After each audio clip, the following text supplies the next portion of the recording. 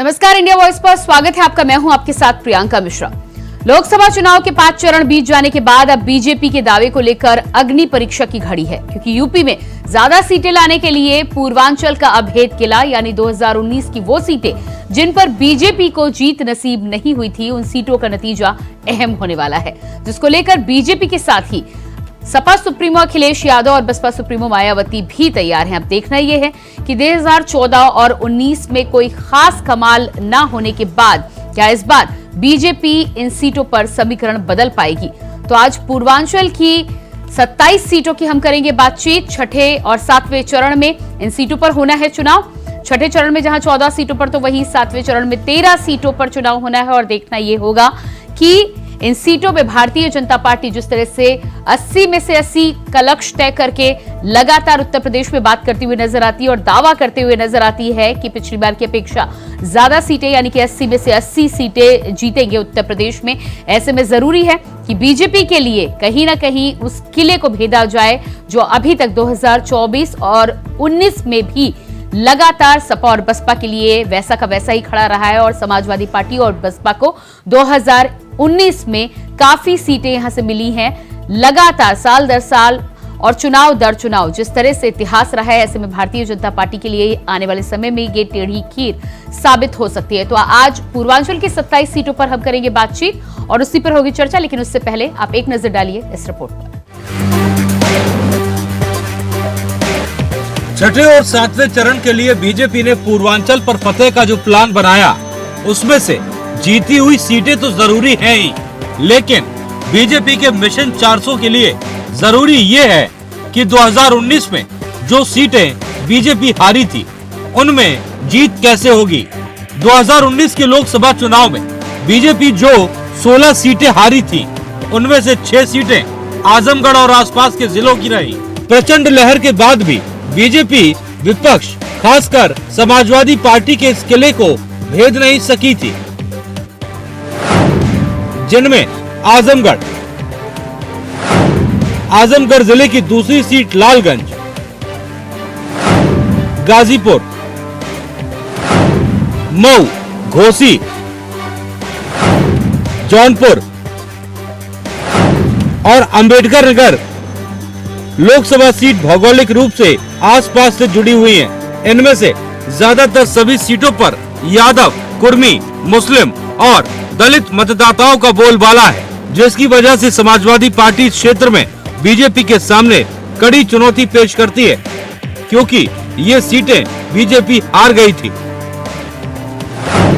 आजमगढ़, अखिलेश यादव ने 2019 में दिनेश लाल यादव निरहुआ को 2,59,874 वोटों से हराया था। हालांकि बाद में हुए उपचुनाव में दिनेश लाल निरहुआ ने इस सीट से जीत हासिल की थी। गाजीपुर, अफजार अंसारी ने बीएसपी के टिकट पर मनोज सिन्हा को हराया था। घोसी, अतुल कुमार सिंह बीएसपी की तरफ से अतुल कुमार सिंह ने बीजेपी के हरि नारायण राजभर को 1,22,568 वोटों के अंतर से हराया था। लालगंज, संगीता आजाद, बीएसपी की तरफ से संगीता आजाद ने बीजेपी की नीलम सोनकर को 1,61,597 वोटों के अंतर से हराया था। अंबेडकर नगर, बीएसपी के रितेश पांडे ने मुकुट बिहारी वर्मा, जो कि बीजेपी की तरफ से थे, 95,880 वोटों से हराया था। जौनपुर, श्याम सिंह यादव ने बीएसपी की तरफ से बीजेपी के कृष्ण प्रताप को 80,936 वोटों के अंतर से हराया था। फिलहाल चक्रव्यूह तैयार है, बस इसे भेदने के लिए मोदी से लेकर अखिलेश यादव और मायावती तैयार है। बस देखना यह है कि चुनाव जीतने की जोर आजमाइश में कौन सफल होगा और कौन असफल। Bureau report, India voice, Lucknow.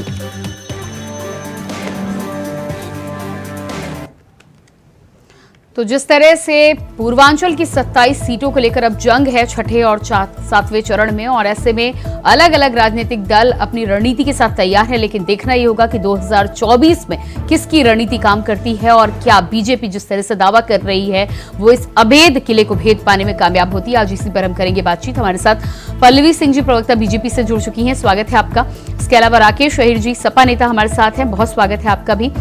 सिद्धि श्री जी, नेता कांग्रेस से हमारे साथ हैं, आपका भी बहुत स्वागत है। और संदीप कुमार वर्मा जी, राजनीतिक विश्लेषक, हमारे साथ जुड़े हैं, बहुत स्वागत है आपका। तो सबसे पहला सवाल पल्लवी जी, सबसे पहला सवाल आपके लिए ही, क्योंकि दावा आपकी तरफ से लगातार किया जा रहा है कि 80 में 80 सीटें इस बार जीतेंगे। 80 में 80 सीटें जीतने के लिए जो सबसे बड़ी दीवार आपके सामने खड़ी है वो दीवार है पूर्वांचल, जहां पर सपा का अभेद किला माना जाता है। और 2019 के नतीजों को देखा जाए तो सपा बसपा का गठबंधन जिस तरह से वहां पर आया था और जिस तरह से सीट दर सीट जीत मिली थी, वहां पर इस बार बदलाव कर पाने में, हालांकि सपा बसपा इस बार अलग है, लेकिन इसका फायदा बीजेपी को मिलेगा, इस बात को लेकर अभी कुछ कह पाना मुश्किल है। आपका क्या कहना है? देखिए, आपने देखा होगा 2022 का जो उपचुनाव हुआ था, तो सपा का जो आप जिसे गढ़ कहते हैं, आजमगढ़ और रामपुर, उस किले को ऑलरेडी बीजेपी भेज चुकी है। तो ऐसा कुछ भी इसके लिए नया नहीं है। बिल्कुल 80 में 80 सीटें आ रही हैं, क्योंकि जनता के साथ संवाद करना, जनता से संपर्क करना, उनसे जाके मिलना, क्या कमियां रह गई नहीं। लेकिन ऐसे में घोसी उपचुनाव की बात हो रही थी, घोसी में भी विधानसभा चुनाव में जिस तरह से उपचुनाव में समाजवादी पार्टी को जीत मिली थी, उनके भी हौसले बुलंद हैं। देखिए, यही चीज मैंने बोली ना आपसे कि समाजवादी पार्टी की बात नहीं कर रहे हैं, लेकिन भारतीय जनता पार्टी की बात करें तो वो अपनी जो भी कमियां रह जाती है उसको पूरा करने में कोशिश करती है, जनता से संवाद करती है। बूथ स्तर से लेके बड़े से बड़ा पदाधिकारी हो या छोटे से छोटा कार्यकर्ता लोगों से मिलता है और समझता है कि क्या चीजें कम रह गई, क्या चीजें। आपने देखा होगा 19 के नतीजों के बाद जब 2022 के जब इलेक्शंस हुए, उपचुनाव बाई इलेक्शंस हुए, तो उसमें चेंजेस आए। अगर मैं बात करूं आजमगढ़ की और रामपुर की, वो भी जीतना बहुत मुश्किल था, जैसा कहा जाता था, उसको भी समाजवादी पार्टी का गढ़ ही कहा जाता था, पर उस किले को भेज चुके हैं हम ऑलरेडी।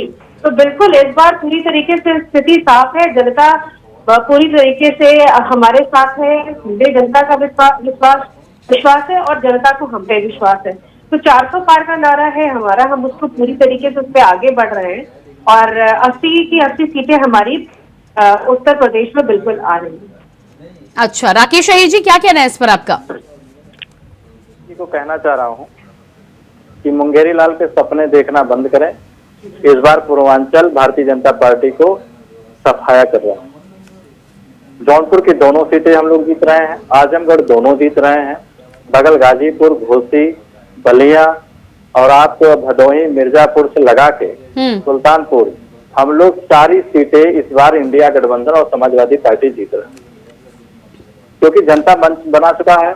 और जो इंडिया गठबंधन की जो मैनिफेस्टो है लखपति बनाने का, जो है हम लोगों का है 8,500 डायरेक्ट खाते में आने का, और नौकरी और तमाम ऐसी चीज है जो महंगाई जो जिससे जनता त्रस्त हो चुकी है।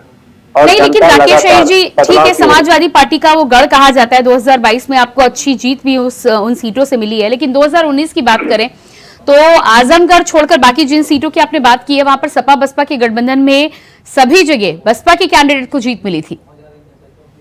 हम लोग देखिए 19 में भी जीते थे। अभी आपने एक वीडियो देखा होगा फर्रुखाबाद में, चुनाव आयोग जिसके तत्काल प्रभाव से पूरे पोलिंग स्टेशन को निरस्त कर दिया, सस्पेंड कर दिया। जिस तरीके से एक बच्चा 8 वोट डाला और वीडियो वायरल होने के बाद पता चला, उसी तरीके से आप ये आकलन करिए कि चुनाव जितने भी ये लोग जीते हैं अब तक ये जनता का मैंडेट नहीं था, ये धांधली करके जीते हैं। जनता तो अब मूड बनाई है, इन लोगों के पास एक भीड़ नहीं है, एक कार्यकर्ता नहीं मिल रहा है इन लोगों के पास। ये लोग भाड़े के लोगों को डरा रहे हैं, धमका रहे हैं। प्रशासनिक जो है, आपको मैं बता रहा हूँ, मैं जिस जिले से आता हूँ जौनपुर जनपद से, यहाँ मैक्सिमम समाजवादी पार्टी के जितने कार्यकर्ता हैं सबको रेड कार्ड जारी हो चुका है। अब आप इससे अंदाजा लगा सकती हैं कि कितना भयभीत है भारतीय जनता पार्टी। जो छोटा छोटा बीडीसी क्षेत्र पंचायत सदस्य है उनको रेड कार्ड जारी हो चुका है। अगर ये जीतते तो इतने डरे हुए न रहते। ये प्रशासन के दबवाते न डरवाते, न किसी के घर बाजा न बजवाते। तो इनका विदाई हो रहा है, जनता इनको इस बार जो है नकार चुकी है। इनका झूठ भी जनता 10 साल देख चुकी है, और आप ये इनके लोग भी जान रहे हैं कि हम लोग पल्लवी जी इस पर जवाब दीजिएगा आप। बिल्कुल जैसा कह रहे हैं आप, पहले आपने देखा होगा किस तरीके से इलेक्शन होते थे, शांति से सुरक्षा के साथ इलेक्शन होना समाजवादी पार्टी को बिल्कुल पसंद नहीं है। ये लोग हमेशा बैलेट पेपर की बात करते हैं, पूरे डब्बे उठा ले जाते थे, बैलेट बूथ कैप्चरिंग, ये सब चीजें बहुत कॉमन। मैं कह रहा हूँ आप फर्रुखाबाद के पोलिंग स्टेशन जो निलंबित हुआ उससे आप क्या कहना चाह रहे हैं? राकेश जब फर्रुखाबाद नहीं, मैं कह रहा हूँ पल्लवी जी, आप जो फर्रुखाबाद पोलिंग स्टेशन क्यों निलंबित हुए? वो कमल से वोट दे रहा था कि नहीं दिया? आप देख चुके हो किस तरीके से लोग हार चुके हैं। आपने अखिलेश जी बात बोलते हैं कि जो है जनता जान चुकी है, जनता नकार देती है, जब आप काम नहीं करते तो नकार देती है। तो आपको बताना चाहूंगी राकेश जी, 2014 से पहले जो नहीं, लेकिन पल्लवी जी फर्रुखाबाद की घटना पर अगर वो जवाब मांग रहे हैं तो जवाब दीजिए ना उस पर। फर्रुखाबाद पे जवाब तो कमल पे दिया जा रहा था ना, और अगर इस तरह की घटना होने के बाद उस पोलिंग स्टेशन पर कार्रवाई की गई है, लेकिन इस बात की क्या गारंटी है कि इस तरह की घटनाएं कहीं और नहीं होंगी?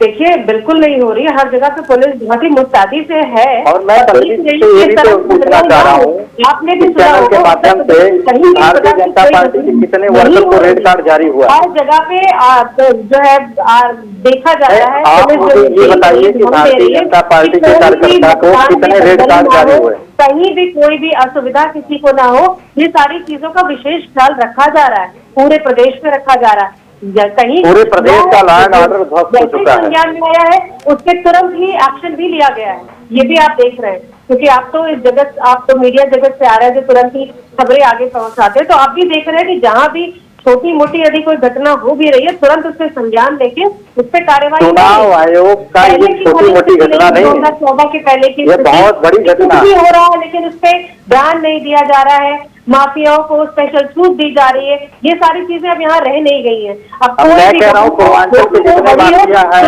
तुरंत उससे संज्ञान पल्लवी जी मैं आपको पूछना चाह रहा हूँ, पूर्वांचल के जितने माफिया हैं वो किस पार्टी में है? जौनपुर के जो माफिया है वो किस पार्टी में है? चंदौली के माफिया किस पार्टी में है? बनारस के माफिया किस पार्टी में है? राजमहल के माफिया किस पार्टी में है? नहीं, मैं जो पूछ रहा हूँ आप ये नहीं, लेकिन राकेश अय्यर जी, आप तमाम लोगों का नाम गिरा, इसका मतलब ये तो नहीं है कि आपकी पार्टी दूध की खुली हुई अफजाल मेरा पार्टी दूध की खुली नहीं है। अफजाल अंसारी आप आजम खान जेल में है, आप भूल जाएंगे। संरक्षण हमारा पार्टी नहीं देती है। किसी के ऊपर भी गोली चला दी जाती थी खुलेआम लोगों को। चलिए आती हूँ मैं सिद्धिश्री जी, होता था। ठीक है आती हूँ आपके पास में। ठीक है पल्लवी जी आपके पास आती हूँ, मुझे दूसरे लोगों को भी मौका देना, आपके पास में आती हूँ। सिद्धिश्री जी, क्या लगता है आपको 80 से 80 सीटों पर दावा जो किया जा रहा है, पूर्वांचल की 27 सीटें हैं, लेकिन समीकरण इस बार 2019 से जुदा है? जी सिद्धि जी आपकी आवाज नहीं आ रही, फोन को अनम्यूट कीजिएगा। जी देखिए, बिल्कुल भी कंफ्यूजन नहीं है, इंडिया गठबंधन पूरी तरह से जीत रहा है। और यहाँ पे जो युवा है वो उसने तय कर लिया है कि क्योंकि उनके ऊपर जो लाठी डंडे बरसाए गए, महिलाओं के साथ जो दुराचार व्यभिचार उत्पीड़न हुआ है, वो सब ठान के बैठे हैं कि अब भारतीय जनता पार्टी को पूरी तरह से उखाड़ फेंकना है, इनको वोट की चोट देकर के उखाड़ना है। क्योंकि प्रधानमंत्री जी पहले चरण में हताश हुए, राम मंदिर हुआ, दूसरे में मुर्गा मछली और ये मुस्लिम वगैरह का बात किया करने की, तो ये अब ये चलने वाला नहीं। वो आप कह रही है, लेकिन वो वोट की चोट नजर कहाँ आ रही है? प्रतिशत की अगर बात कर रहे हैं तो प्रतिशत को लेकर तो यही दावा किया जा रहा है कि कुछ खास बदलाव होने नहीं वाला। नहीं, बिल्कुल ये आपको नहीं दिख रहा है, ये सब देखा जा रहा है, पूरी तरह से हम देख रहे हैं। हताश और निराश होकर के भारतीय जनता पार्टी, अच्छा ठीक है, आप देख रहे हैं संदीप कुमार वर्मा जी भी हमारे साथ बने हुए हैं, उनसे भी पूछ लेते संदीप कुमार जी। संदीप कुमार जी, क्या लगता है आपको वोट की चोट देने की बात जिस तरह से सिद्धि जी कर रही हैं, और पूर्वांचल की खासतौर से 27 सीटों को लेकर क्या सोचना है आपका? को बहुत नजदीक से देख रहा हूँ और मेरा रेगुलर वहाँ पे आना जाना रहता है, और बहुत नजदीक से बहुत सारे डेटा पे हम बात करते हैं। आप पिछले चुनाव को देखें, 2022 का जो विधानसभा का हुआ था, आप देखिए ना सपा की कितनी सीटें आई थी, हाँ, बसपा में एक सीट नहीं आ पाई थी ढंग से, वो भी की बड़ी मुश्किल से जीत पाए थे ये लोग। तो इनकी जो सरकार है, जो नीतियां हैं, वो जनता तक ये पहुंचा पाए नहीं है। और इनकी जो नीतियां हैं वो गुंडागर्दी, बदमाशी इनकी रही है, सपा की। और कांग्रेस का कोई जनाधार तो उत्तर प्रदेश में है नहीं। थोड़ा बहुत बसपा का जनाधार था, वो भी खत्म हो चुका था 2022 में। अब 2019 में इन्होंने जो चुनाव जीता, बसपा, सपा, कांग्रेस सब एकजुट होके एक वोट हुआ, इस वजह से पूर्वांचल में कुछ सीटों पे ये जीत पाए। लेकिन इस बार चूंकि सपा, बसपा और भाजपा के अलग अलग चुनाव है और तीनों के अलग समीकरण है और न ही उनके प्रधानमंत्री डिसाइड है। आप देखिए ना, बनारस में जाके मोदी जी जो है कितना अच्छा से परफॉर्म करते हैं। ये अखिलेश यादव जी अपने घर में जाके आजमगढ़ में वहां भगदड़ हो जाती है, जनता इनको सुनना नहीं चाहती, पसंद नहीं करती है। तो ये कैसे कह सकते हैं कि 27 सीट के 27 सीट जीत जाएंगे? हमें तो लग रहा है कि 27 भी कोई एक सीट जीत ले बहुत बड़ी बात होगी, नहीं तो ये भी नहीं जीत पाएंगे, क्योंकि स्थिति परिस्थिति इनके अनुकूल नहीं है। जनता तक ये बात नहीं पहुंचा पा रहे हैं। ये कितना भी टीवी पे आके हल्ला कर ले, जब तक जमीनी स्तर पे जाके काम नहीं करेंगे तब तक जनता इनको वोट नहीं देगी। नहीं, लेकिन संदीप जी एक बात और है, पिछली बार जब 19 की बात करें तो जिस तरह से बसपा को 10 सीटें मिली थी, समाजवादी पार्टी को 5 सीटें मिली थी, उस पर भी समाजवादी पार्टी के तरफ से हमेशा ये कहा गया कि बसपा को ये जो 10 सीटें मिली हैं वो समाजवादी पार्टी के साथ गठबंधन का फायदा था। बिल्कुल, क्योंकि बसपा का जो वोट बैंक है वो फिक्स है, वही वोट इनको जिताया है। आप देखिए भाजपा और बसपा और सपा में जब गठबंधन हुआ था, सपा और बसपा का, तो भाजपा के जो मार्जिन है बहुत कम है। ऐसा नहीं है कि 1,50,000 वोटों से 10 से 5,000 वोटों के बीच में मार्जिन है जीत और हार का। तो ऐसा नहीं हो सकता कि जी ये जीत जाएंगे, क्योंकि अब इनकी जो वोट परसेंटेज है, इनकी 12%, उनकी लगभग 13%, इसी बीच में इनका वोट शेयरिंग था। जबकि बीजेपी की वोट 42% से ज्यादा है। तो वो तो बीजेपी तो सीधी लड़ाई में जीत रही है, ये तो कहीं भी नहीं खड़े हैं। तो ये कैसे कह सकते हैं 27 सीट जीत सकते हैं? और नहीं इनके बूथ स्तर के कोई कार्यकर्ता है। आप इनसे बूथ स्तर के कार्यकर्ता से बात कर लेंगी तो इनको पता ही नहीं कि बूथ स्तर का कार्यकर्ता कौन है, कहाँ पे, किस तरीके से काम करेगा। आप जाके देखिए पन्ना प्रमुख भाजपा के अंदर कितनी मजबूती से चुनाव लड़ रहे हैं। तो इनको तो पहले जमीन स्तर पे काम करने की जरूरत है। इसे मैं कहना चाह रहा हूँ कि जो लालगंज आजमगढ़ की रैली का जिक्र किया, जितनी माननीय अखिलेश जी की सभा में भीड़ आ रही है और चल के आ रही है, भारतीय जनता पार्टी में लोग गाड़ी लगा के भी नहीं जुटा पा रहे हैं, पहली चीज। दूसरी चीज, जो इन्होंने भाजपा का महिमा मंडल किया है बैठ के, कि जो है पन्ना प्रमुख, और ये भारतीय जनता पार्टी से ज्यादा मजबूत कार्यकर्ता समाजवादी पार्टी के हर बूथ पे हैं, मगर हर बूथ पे जितना समाजवादी पार्टी के साथ भाई साहब सिर्फ फोटो खिंचवाने वाले हैं, बस फोटो खिंचवाने वाले। मैं आपको सच्चाई बता रहा हूँ, आप अपने थाली में झांक के देखिए, आप झांक नहीं रहे। आप सिर्फ ये कहना चाह रहे हैं कि हमारे कमजोर है। मैं आपको सही बात बता रहा हूँ, आप उन्हें मजबूत करिए कार्यकर्ता। ऐसे नहीं कह सकते आप, आपको बहुत एनालिसिस करके बता रहा हूँ मैं ये। मैं एक एक बूथ पे गया हूँ, मान के चलिए कुछ ऐसी स्थिति है जो बूथ वाइज में गया हूँ, तब जाके वहां पे पता चला स्थिति। आपका कोई एनालिसिस नहीं है, आप अभी ठीक करिए अपना एनालिसिस। भारतीय जनता भाई साहब मुझे एनालिसिस करने की ठीक जरूरत नहीं है। मैं पत्रकार और बहुत सारे लोग के बीच में रहता हूँ, मैं चीजों को बहुत ही नजदीक से देख रहा हूँ और बहुत नजदीक से बात करता हूँ, तब मैं जवाब दे रहा हूँ। ऐसे में कुछ नहीं कह रहा हूँ, मैं बहुत फैक्ट और डेटा के साथ बात कर रहा हूँ। आपके पास कोई डेटा नहीं है। अभी क्या है, आपको तो सिर्फ भगदड़ दिखाई दे रहा है। चुनाव के बाद देखिए आपके जो थोड़े मोड़े नेता बचे हैं ना, वो भी पार्टी छोड़ के भाग जाएंगे। इसलिए मैं कह रहा हूँ कि संभाल के रखिए। अभी देखिए ना, सपा छोड़ के कितने लोग भाजपा में चले गए, बाकी दूसरे पार्टी में जा रहे हैं। आप क्यों नहीं संभाल पा रहे हैं? आपका प्रधानमंत्री डिसाइड नहीं है। अखिलेश यादव जी उलझुल कमेंट करते रहते हैं, उनके बयान आते रहते हैं, कहते 79 जीत जाएंगे। आप अपने दिल पे हाथ रख के रखिए, क्या 79 जीत रहे हैं भाजपा से? 80 में उत्तर प्रदेश के अंदर 80 में 79 आप जीत जाएंगे।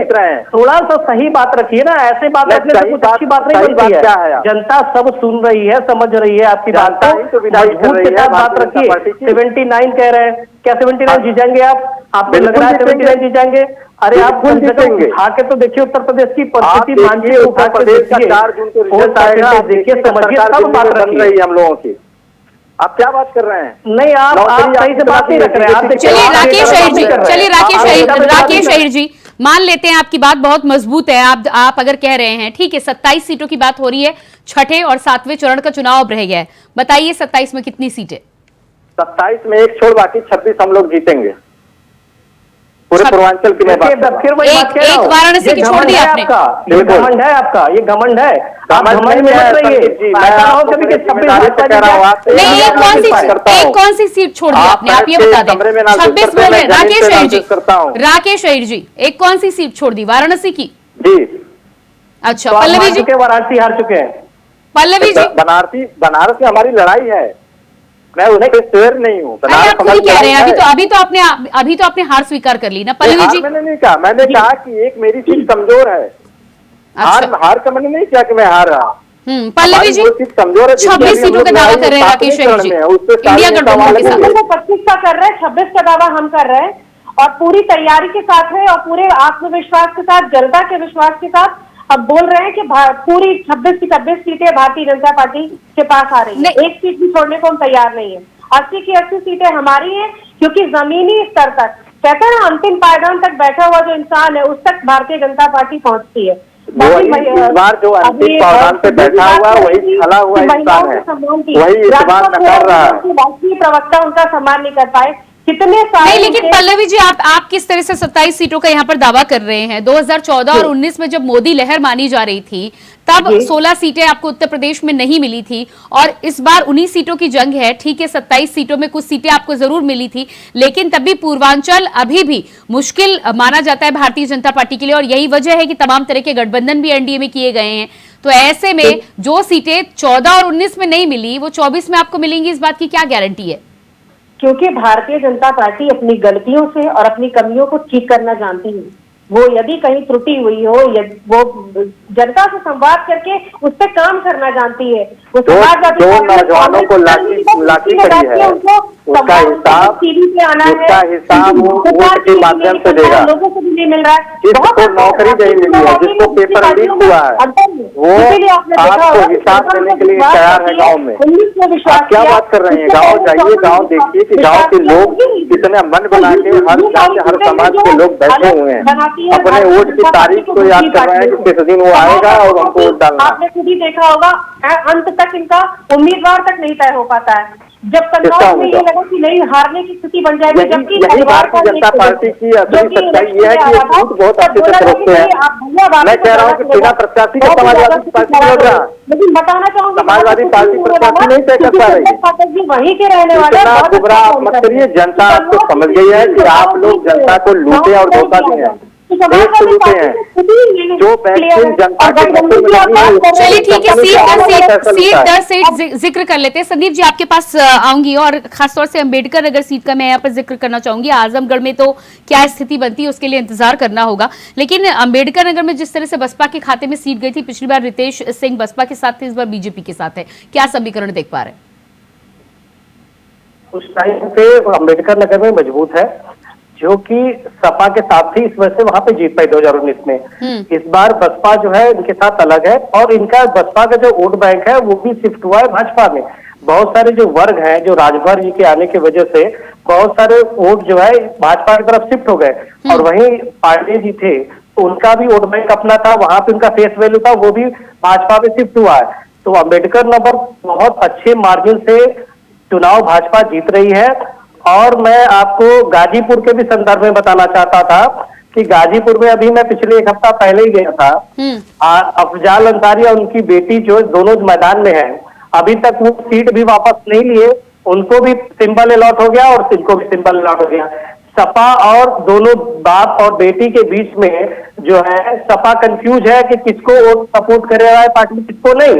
और अब जाके वो बस अब वो कह कि अब तो सपा को वोट दो, जबकि जो है वह जनता के बीच में कंफ्यूजन पैदा हो गया कि वो छड़ी पे वोट डालेगा कि साइकिल पे वोट डालेगा।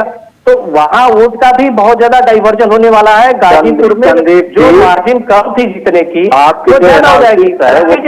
बात को मैं बहुत एनालिसिस के साथ बता रहा हूँ, ऐसे नहीं बोल रहा हूँ, ये एनालिसिस बोल रहा हूँ। ठीक है, राकेश अहिर जी जवाब दीजिएगा जल्दी से, फिर थोड़ी सी जानकारी घोसी पर भी बात करेंगे। जी से कहना चाह रहा हूँ कि जो इनकी एनालिसिस है वो भारतीय जनता पार्टी के कार्यालय से आई है, इनका जमीनी एनालिसिस नहीं है। मैं आपके आपको मेरे जानकारी पे सवाल करने की जरूरत नहीं है, जानकारी की बात करें। मैं भाजपा से नहीं बात करता हूँ, मैं अपनी मुद्दे की बात जो है वो रख रहा हूँ यहाँ पे जनता के मुद्दे जो आपका है। ठीक है राकेश जी, आप अपनी दावेदारी मजबूती से रखिए। अगर कोई विश्लेषण कर रहा है तो उसको सुनने की हिम्मत भी रखिए। अच्छा, अगर आपके कार्यकर्ता मजबूत है तो नतीजा 4 जून को वैसे भी आ जाना है। क्यों नहीं, जब मैं बोला तो सुनिए, अभी मैंने सुना इनको। मैं इनको बहुत जिम्मेदारी से कह रहा हूँ, 4 तारीख को रिजल्ट आएगा तो आप देखिएगा जी। अम्बेडकर नगर की बात कर रहे हैं, लालजी वर्मा वहाँ बड़े लीडर हैं, हमारे पार्टी के प्रत्याशी हैं, वो जीतेंगे। और जो आपने गाजीपुर की बात कर रहे हैं, भारतीय जनता पार्टी के पास प्रत्याशी नहीं मिला उतारने के लिए। आप क्या एनालिसिस कर रहे हैं मेरे दोस्त? भारतीय जनता पार्टी के प्रत्याशी का तो फिर भी नामांकन हो गया राकेश जी। जो नाम चल रहे थे भाजपा के, जब जिस दिन से अफजल अंसारी को टिकट दिया गया उस दिन से भारतीय जनता पार्टी को बैक कर गए नाम। और आपको बता दें, पूर्वांचल यही कंफ्यूजन आप दूर करना चाहता हूँ राकेश जी। आप कंफ्यूजन में है, आपके पेट में दर्द हो रहा है कि ये हम सीटें हार रहे हैं, लेकिन आप समझना नहीं चाहते। अभी भी आप उसी हसीन सपने में है कि कोई हमें बेटा और मैं आपको बता, लेकिन ऐसा होने वाला नहीं है। चलिए सिद्धि जी, फाइनल कमेंट दीजिएगा। देखिए, ये देश के भविष्य का चुनाव है। इसमें जिस प्रकार से नवयुवकों को अनदेखी करी गई है, महिलाओं की अनदेखी करी, किसानों के साथ जो बोला गया वो पूरा नहीं किया गया। एक घोसी के जो ओम प्रकाश राजभर जी हैं, वो इन बालकों के लिए, नवयुवकों के लिए, युवाओं के लिए कहते थे कि लात खाने से आदि हैं। ये इस प्रकार से इनके भारतीय जनता पार्टी के जो नेता है ये लड़ रहे हैं, ये क्या कर पाएंगे? ये कर क्या पाएंगे जब इनको सिर्फ अपना स्वार्थ, परिवारवाद अपने लड़कों को लड़वा रहे हैं? सबके लोग, सबके सब परिवारवाद अपने लोगों को लड़वा रहे हैं। सिद्धि जी, परिवारवाद की बात तो आप ना ही करें। पल्लवी जी, जवाब दीजिएगा। नहीं, बिल्कुल क्यों नहीं करें? परिवार ही बोल रहे हैं।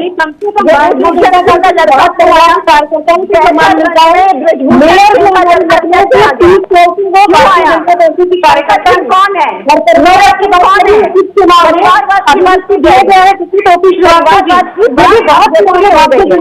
कार्यकर्ता किसी भी परिवार कि टंडन जी के परिवार में टिकट दिया जाए।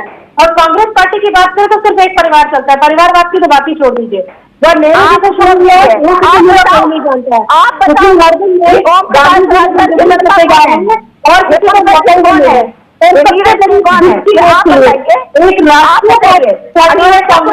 और अभी जहाँ पे 80 लोकसभा सीटें हैं, 17 सीटों में सिमट के रह रही है और इनका फोकस सिर्फ 2 सीटों पे है। 2 से सिमट के 1 पे रह गया है, क्योंकि पिछले 2019 के इलेक्शन से देखेंगे तो सिर्फ सोनिया गांधी की जीत के यहाँ से गई थी, जो भी राज्यसभा जा चुकी है राजस्थान से होकर। तो अभी इस बार इनकी 0 सीटें आने वाली हैं। पिछली बार 1 बची रह गई थी, वो भी साफ होने वाली है, क्योंकि राहुल गांधी झांकने तक नहीं आए। संदीप कुमार वर्मा जी, फाइनल कमेंट दीजिएगा। और मैं चाहूंगी पल्लवी जी आती हूँ। पल्लवी जी, समय नहीं है ज्यादा। पल्लवी जी, समय नहीं है ज्यादा। संदीप कुमार जी, फाइनल कमेंट दीजिएगा। घोसी को लेकर भी मैं चाहती हूँ, क्योंकि ओम प्रकाश राजभर जिस तरह से दावा कर रहे थे लेकिन उपचुनाव में हार मिली थी, इस बार भी जिस तरह के बयान आ रहे हैं, घोसी पर क्या कहना है आपका? Final comment. देखिए, पहले तो मैं राहुल गांधी जी अभी तक लॉन्च नहीं हो पा रहे हैं। इतनी तैयारी के बावजूद भी सारे पार्टी इकट्ठा कर लिए, इंडी गठबंधन बना लिए, तो राहुल गांधी तो लॉन्च नहीं हो पा रहे हैं। ये क्या बात करेंगे कांग्रेस वाले? हाँ, और रही बात सपा की, देखिए मैं ये नहीं कह रहा हूँ सपा चुनाव नहीं लड़ रहा है, सपा चुनाव लड़ रहा है, लेकिन घोसी के संदर्भ में भाजपा बहुत मजबूती के साथ वहां काम कर रहा है। और राजभर का एक वोट बैंक है जो काफी बड़ा वोट बैंक है, जो भाजपा की तरफ शिफ्ट हो चुका है। उनको समझाने की जरूरत नहीं है। आप घोसी में जाके देख लीजिए, नाउसेट करके देख लीजिए, सीधी में सुन लीजिए मेरी बात, सुन लीजिए। देखिए, बहुत इंपॉर्टेंट बात बता रहा हूँ मैं आपको।